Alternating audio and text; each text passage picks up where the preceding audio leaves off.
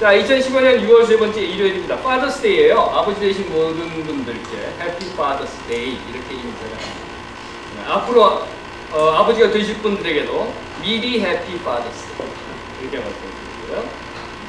어젯밤부터 비가 많이 왔어요. 굉장히 많이 왔죠. 새벽까지는 그렇고. 그래서 어젯밤에 그 비 오는 소리를 들으면서 이 비가 한 번 더 내리면 얼마나 좋았을까 그런 생각을 했어요. 남쪽이 30년 만에 가뭄이라고 합니다. 그런데 북쪽은 100년 만에 가뭄. 그렇게 이야기를 하고 있더라고요. 참 큰 걱정입니다. 메르스, 우리 최 교수님 또 사모님 오셨는데 메르스가 요즘 조금 진정세를 보였다라고 하는데 현재까지 169명이 확진되었고 25명이 사망했다고요. 그 중에 혹시 여러분들 들으셨는지 모르겠습니다.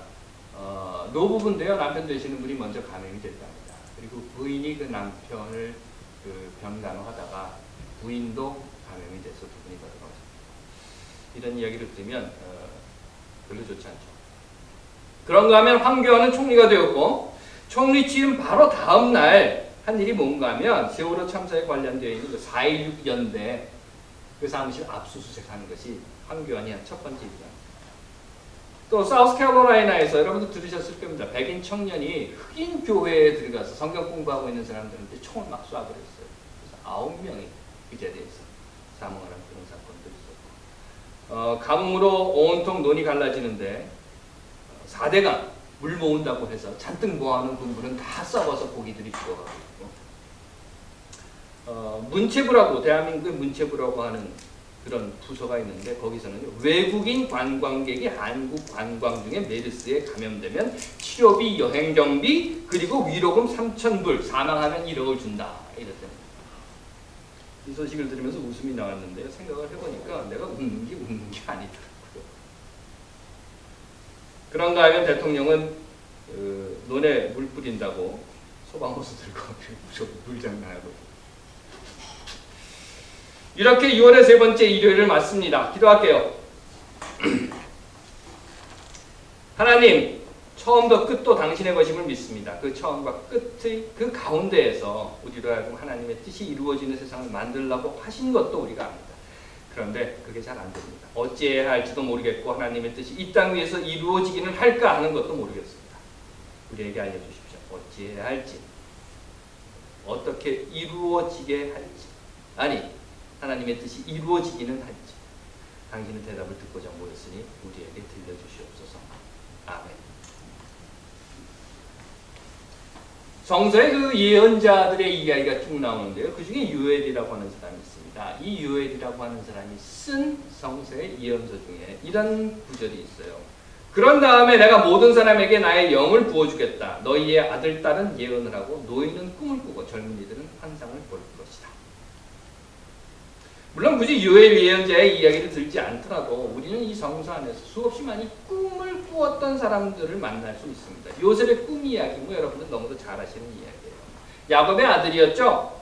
그런데 이 요셉은요 야곱의 두 부인 중에서 둘째 라헬에게서 태어난 아들입니다. 그건 무슨 뜻인가 하면요 그 라헬의 언니는 레아였는데 어찌어찌해서 그냥 요 야곱은 라헬과 결혼하고 싶었는데 어떻게 그 장인의 사기에 말려들어서 언니인 레아와 결혼을 합니다. 그리고 난 다음에 다시 또 라헬과 결혼을 해요. 자기의 사랑이 온통 쏟아져 있는 그 라헬. 그러다 보니까 이제 부인이 둘이 되었기는 하지만 그리고 언니와 동생이긴 하지만 언니에 대해서는 소원하고 오직 라헬에게만 자기의 모든 마음을 쏟아붓죠. 그리고 그 라헬에게서 아이가 나오는데 언니는 아들을 열을 낳고 라헬에게서는 둘이 나옵니다. 그리고 이 라헬은 동생은 야곱이 자신의 온 사랑을 내쏟아 부었던 그 라헬은 아이를 낳다 죽게 되고 그 라헬에서 난 아이가 요셉과 베냐민이 둘이었어요. 그러다 보니까 야곱은 늘 그 언니 레아에서 나온 10아들보다는 동생인 라헬에게서 나온 이 두 아들이 그냥 마음에 이렇게 밟히는 거예요. 그래서 사랑을 마구 쏟아붓습니다. 위에 있는 형들은 뭐라고 생각을 하겠어요? 편애라고 생각을 하죠.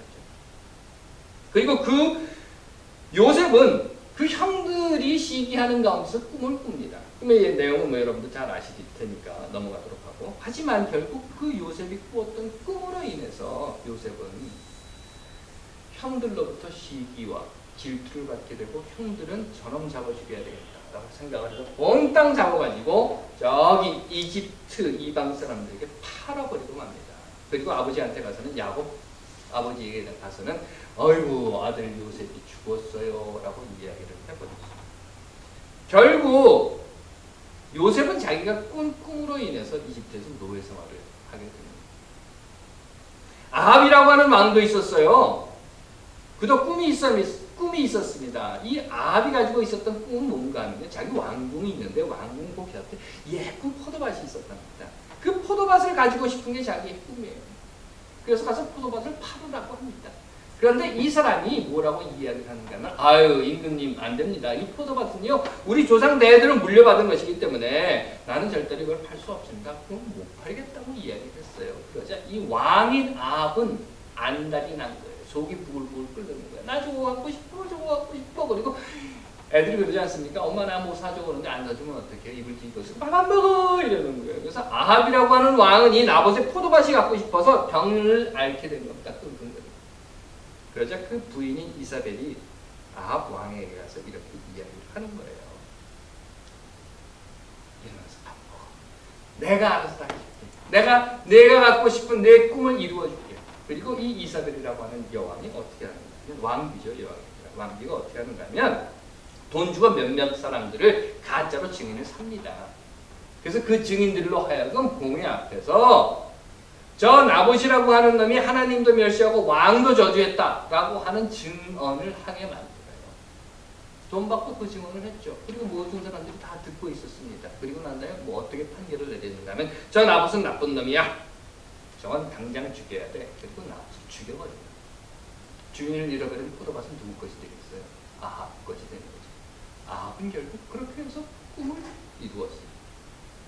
솔로몬이라고 하는 왕도 있었습니다. 왕이 되어서 성전을 짓고 하나님 앞에 맨날 매달려서 기도를 하는 거예요. 그리고 1000번의 제사를 지켰다고 했어요. 그러자 1000번의 제사가 끝나고 난 다음에 그 밤에 하나님이 솔로몬의 꿈에 나타나서 이렇게 말을 하는 겁니다. 자, 내가 이렇게 열심히 기도도 하고 내가 열심히 나에게 간구를 하니까 네가 원하는 게 뭐냐? 내가 들어줄게. 내 꿈을 말해라. 그러면 내가 이루게 해줄게. 했다는 거예요. 그러자 이 솔로몬은 이렇게 대답을 하는 겁니다. 이렇게 많은 백성들이 있습니다. 나같이 별 볼 일 없는 이런 인간이 이 많은 백성들을 데리고 있는데 내가 어떻게 이 백성들을 다 재판할 수 있겠습니까? 나한테 지혜를 주십시오. 했잖아요. 그러자 하나님은 그래.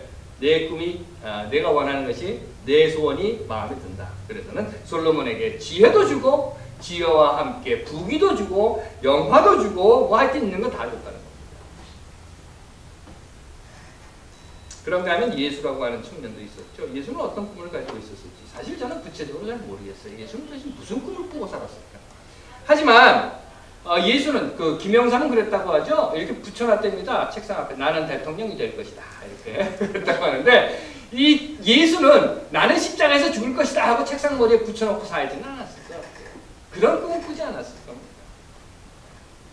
그래서 십자가에서 죽는 그 전날도 예수는 이렇게 기도해요. 하나님 앞에. 하나님, 제발 좀 들어보십시오. 이 일이, 즉 내가 십자가에서 죽는 이 일이 내게서 일어나지 않게 해주십시오. 할 수만 있다면 제발 이 십자가 나에게 닥치지 않게 해주십시오 하고 기도를 하는 거예요. 무슨 말입니까? 이렇게 죽지 않게 해주십시오. 제가 십자가에서 고통을 당하며 죽지 않게 해주십시오. 나는 가정 이루고 아내와 아이들과 사랑하는 사람들과 이렇게 살고 싶습니다. 이게 꿈입니다. 하고 기도했을 수도 있을 겁니다. 저는 그렇다고 생각이 들어요. 그러나 결국 마침내 예수는요 자기의 꿈을 이루지 못해가지고 다 이루었다라고 하는 말 한마디 남겨놓고 십자가에서 죽고 맙니다. 제가 한국에서 목회할 때예요. 전에도 한번 말씀드렸던 것 같은데 전도사 생활을 할 때부터 그 교회 주일학교로 푸찌찌 흘리며 다니는 아이가 하나 있었어요. 남자아이. 가정이 매우 어려웠죠. 그래서 어머니는 그냥 뭐 일찍 아이가 어렸을 때 집을 나가셨고 할머니가 어렵게 이 아이를 길렀습니다. 고등학교 졸업하고 대학은 뭐 생각도 못했고 그리고 군대 대신 삶을 유지해 나가기 위해서 하지만 잘 아실 거예요. 방위산업체 여기 그 방위산업체에 들어가서 일도 하고 돈도 벌고 그리고 군대도 해결을 하고 이런 거였죠. 그런데 늘 어려운 중에서도 친구들과 함께 있는 사람들에게 기쁨을 주는 그런 아이였어요. 뭐든지 다 버석버석거리고 다니면서 뭐 깔깔거리고 웃고 그래요. 그 아이들은 참 잘 어울리는 그런 아이들이었습니다. 고등학교 졸업하고 난 다음에 어느 날 저한테 와서, 그때는 이제 제가 목사 안수를 받은 이후인데, 목사님 세례를 받고 싶습니다 하고 왔어요. 그때 제가 싱가포르에서 돌아갔을 때인가 보네요. 잠시 싱가포르에 나와 있다가 6년 만에 싱가포르에서 다시 한국으로 돌아갔을 때 그 녀석이 와가지고 세례를 받겠다고 해요.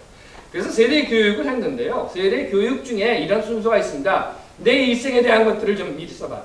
죄송합니다. 내가 태어난 것, 그리고 얘가 지금 20살이란 말이죠. 그러면 앞으로 30, 앞으로 40, 50, 그때 너는 어떻게 살 것인가 하는 이런 것을 썼어요. 그 시간에 이 아이가 쓴 것은요, 자기 미래에 대해서 이야기를 하면서 이런 말을 하는 거예요. 앞으로 저는 여기서 열심히 일을 하겠습니다.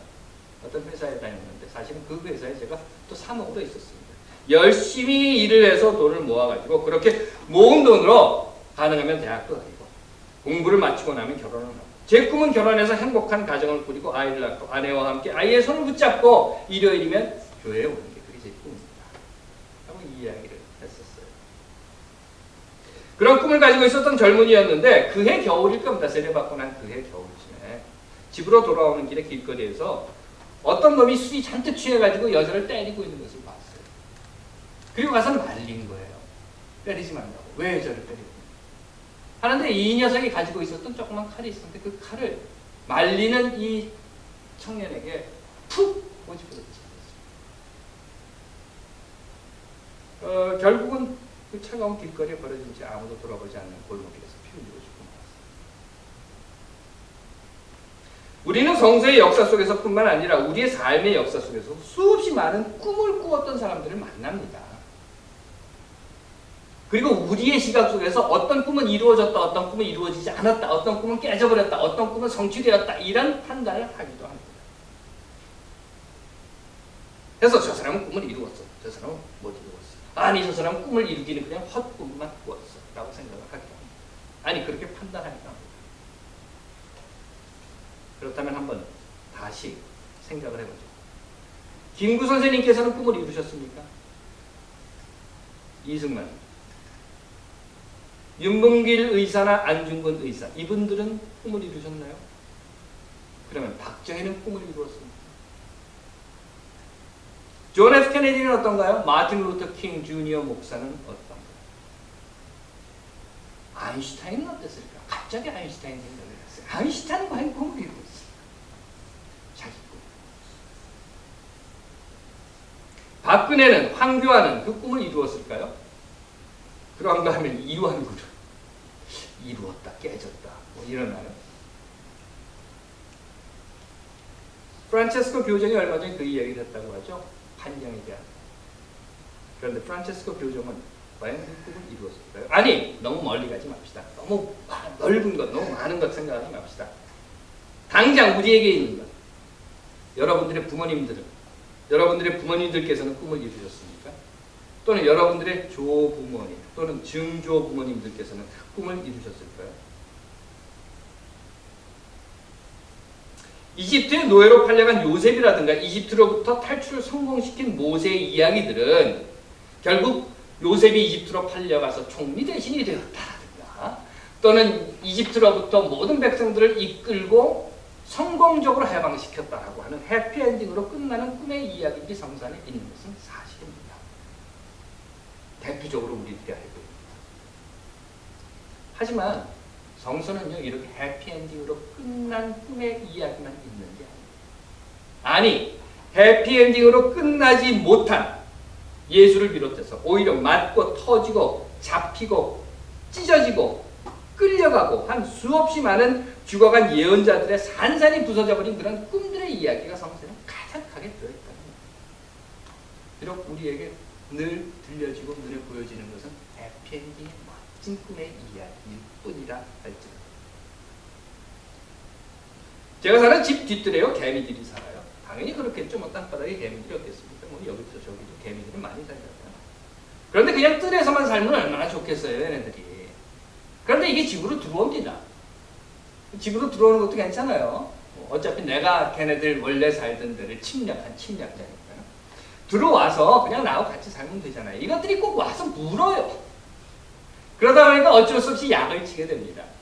집안의 약침을 그렇게 좋아하지는 않는데 어쩔 수 없이 약을 칩니다. 그런데 약을 뿌리다 보면은요, 이런 생각이 들어요. 저 개미들은 참 멍청하다. 왜? 내가 지금 약을 여기 이렇게 뿌리고 있거든요. 이렇게 들어가면. 그런데 개미들이 또 약 뿌린 대로 가요. 멍청하게. 그런데 다시 생각을 해보면요. 이런 생각입니다. 그래서 제가 이 바닥에 누워서 이렇게 봤어요. 개미 눈높이로. 그랬더니 개미 눈높이로 보니까 약 뿌리는 게 안 보이더라고요. 개미에게는 약 뿌리는 것이 보이질 않아요. 그래서 그리로 가는 겁니다.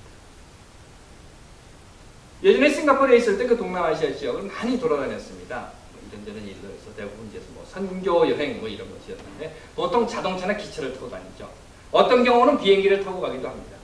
그러면 비행기에서 이렇게 내려다보면요, 정글이 환하게 다 보여요.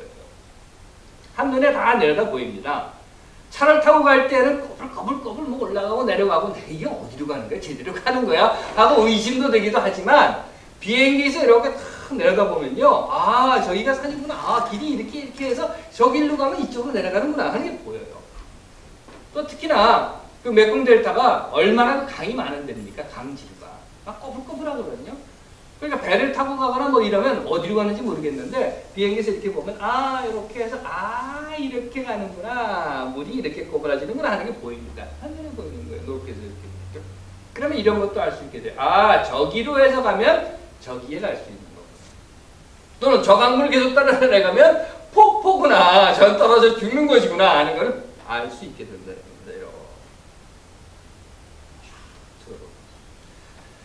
개미의 눈에서 보면 약 뿌리는 것이 안 보여요. 하지만 사람은 약 뿌리는 것이 보입니다.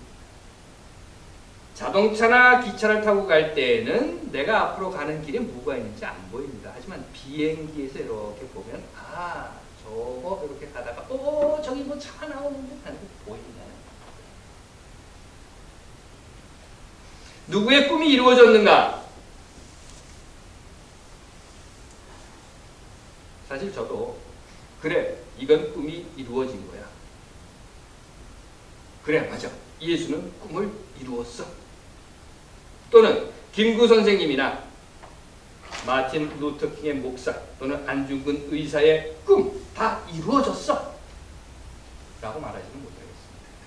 아니 그분의 꿈들은 이루어지지 못했어. 그분의 꿈들은 다 깨져버리고 말았어 라고도 말하지 못하겠습니다. 하지만 다만 제가 말할 수 있는 것은 그분들의 꿈이 무엇이었든지 간에, 그분들의 꿈이 지금 어디까지 왔든지 간에 그 꿈은 계속되고 있다라는 말씀을 드리고 싶습니다. 비록 우리 시각에서는 몰라요. 하나님의 시각과 비교를 해보면 아마 우리는 개미의 시각일 겁니다. 하나님의 시각과 비교를 해본다고 하면 우리의 시각은 그저 땅바닥에 붙은 5피트나 6피트 정도 되는 그런 시각일 겁니다. 그렇기 때문에 때로는 내가 지금 이리로 가는 게 제대로 가고 있는 거야? 안 보이네 하는 답답한 마음도 있을 테고, 내가 이리로 가면 뭐가 나오지? 하는 두려움도 있을 테고, 내가 이거 정말 이거 가면 뭐 어디 갈 수는 있는 거야? 하는 방황의 시간도 있을 수 있을 것입니다. 하지만 분명한 것은 우리에게 보이지 않는 그 꿈은 계속되고 있다는 것입니다. 하나님께서 사랑하시는 여러분, 우리는 살면서 수없이 많은 꿈을 꿉니다. 어떤 꿈은 이루어졌다고 생각되기도 하고 또 어떤 꿈은 이루어지지 못했다라고 말하기도 합니다. 하지만 여러분, 우리 삶을 한번 봅시다.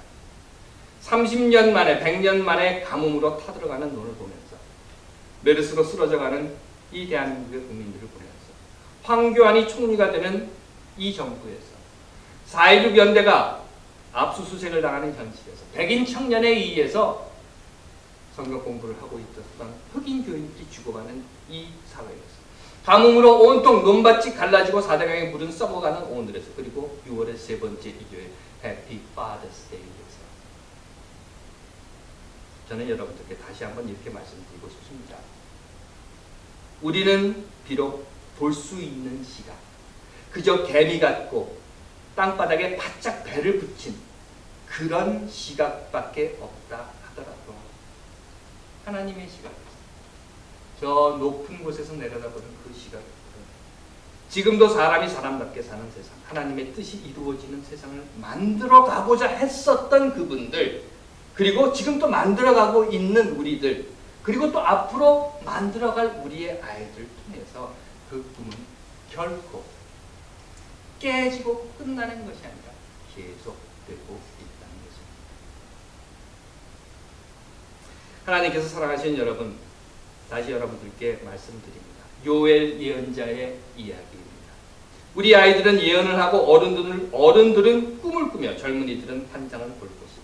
우리의 아이들은 내일에 대해서 이야기할 것이고, 부모들은 우리 아이들의 아름다운 내일이 무언가 하는 그 꿈을 그려줄 것이고, 젊은이들은 사람이 사람답게 살 수 있는 세상, 하나님의 뜻이 이루어지는 이 세상의 모습을 그리고 그걸 만들어 가기 위해 노력하며 애쓰게 될 것이라는 것입니다.